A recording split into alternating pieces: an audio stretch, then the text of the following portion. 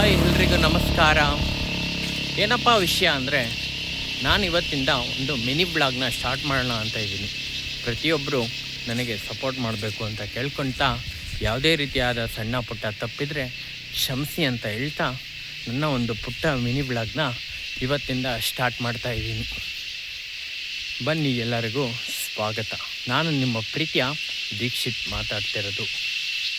ಏನಪ್ಪ ವಿಷಯ ಅಂದರೆ, ಇವತ್ತು ಎಲ್ಲರ ರೀತಿಯೇ ನಾನು ಒಂದು ಜಾಗಕ್ಕೆ ಬಂದಿದ್ದೀನಿ.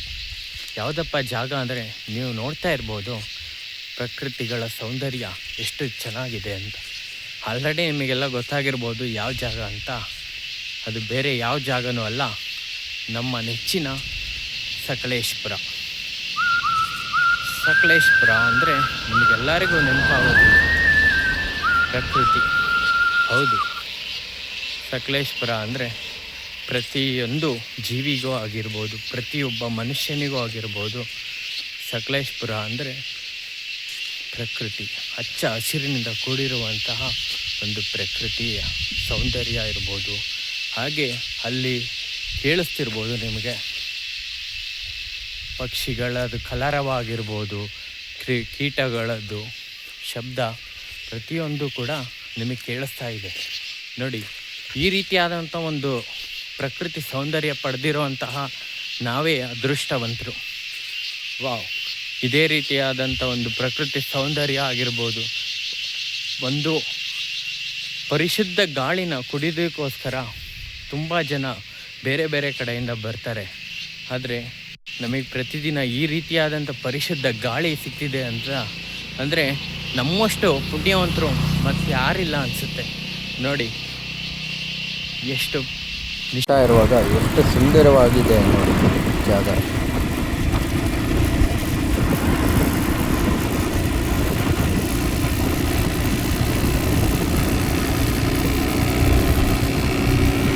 ಅದೇ ಒಂದು ಪುಣ್ಯ ಎಷ್ಟು ಚೆನ್ನಾಗಿದೆ ಅಂದರೆ ಅದು ಮಾತಲ್ಲಿ ಹೇಳಲಿಕ್ಕಾಗಲ್ಲ, ಅಷ್ಟು ಚೆನ್ನಾಗಿದೆ.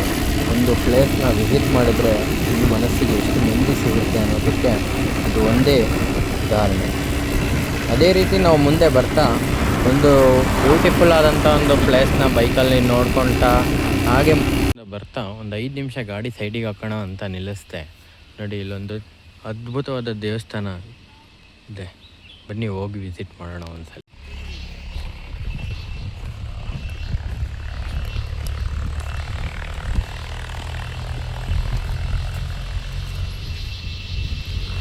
ಆ್ಯಕ್ಚುಲಿ ದೇವಸ್ಥಾನ ಕ್ಲೋಸ್ ಆಗಿರೋದ್ರಿಂದ ನಾವು ಒಳಗಡೆ ಹೋಗೋಕ್ಕಾಗಲಿಲ್ಲ. ಹಾಗೆ ಹೊರಗಡೆಯಿಂದಲೇ ಜಸ್ಟ್ ಒಂದು ವಿಡಿಯೋನ ನೋಡಿಕೊಂಡು ಬಂದಿದ್ದೀವಿ. ನೆಕ್ಸ್ಟ್ ಟೈಮು ಈ ರೂಟಲ್ಲಿ ಬಂದರೆ ಒಂದು ಸತಿ ಈ ದೇವಸ್ಥಾನ ವಿಸಿಟ್ ಮಾಡಬೇಕು ಅಂದ್ಕೊಂಡಿದ್ದೀನಿ. ಇದೆಯಲ್ಲ ಅಂತ ಮುಂದೆ ಬಂದರೆ ಇಲ್ಲೊಂದು ಓವರ್ ಹೆಡ್ ಟ್ಯಾಂಕು ಚೆನ್ನಾಗಿ ಕನ್ಸ್ಟ್ರಕ್ಷನ್ ಆಗ್ತಾ ಇತ್ತು. ಅದನ್ನು ನೋಡ್ಕೊಳ್ತಾ ನೆಕ್ಸ್ಟ್ ನಾವು ಮುಂದೆ ಹೋಗ್ತೀವಿ.